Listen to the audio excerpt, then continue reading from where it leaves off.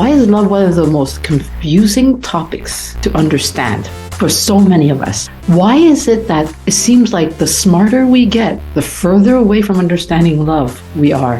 Yes, in theory, we know what love is, but yet do we really know what love is? Is that why so many women who are empowered and smart steer far away from the world of love because it really is the only thing in life that does not make logical sense? That's right. Don't try to find the logic in it. There is no logic. There is no wrong and right. When you have two people coming together, there is a gray area we have to understand. Here's the magic on how to really be in an empowered relationship. Number one, for us women, we need to know what it is to feel safe, to feel. And for men, they need to understand what is it that we feel. So guess what? The most important thing in a conscious and empowered relationship or marriage is emotional communication. Yes, emotional negotiation. It's about learning how to speak our voice, speak our truth, and feel safe at the same time. Because don't forget, in a relationship where there is love, we're going to have triggers. We bring in stuff from our life, from past relationships, from our upbringing, that will get triggered as we are coexisting 24/7 with somebody. So yes, get used to it and be very trauma aware, because in a relationship that has love, that is conscious, believe me, it takes a lot of empowerment to overcome the feelings when we are triggered, and it takes a lot of emotional intelligence to even understand it.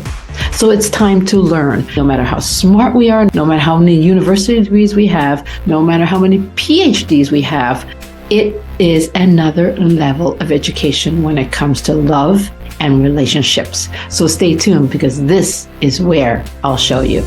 How did my view of love affect me in my relationship? I went into relationships really not knowing what to do. I was the knight on a white horse, going in, and everything she said was, oh, you should do this, oh, you should do that. Again, not intentionally trying to control or dominate, but simply wanting to show, I guess, I'm the hero, and let me show you what to do. Let me tell you what to do was more like it, because I know, right? I'm more experienced. And so that caused a great conflict, and ultimately she just, it blew up, right? She broke down and she cried, and she said she didn't like the way that I spoke to her, that I was demeaning, that I wasn't listening to her and paying attention to her, and she was right? But it was a wake-up call for me, because I'd never experienced it before. And so this is what happens when you move into a relationship with someone, is you have no frame of reference for how that person likes to receive information or delivers information, and how the dance should go back and forth, right? Because as you mentioned earlier in a talk that we had, it's a tango. It takes two to do this tango properly.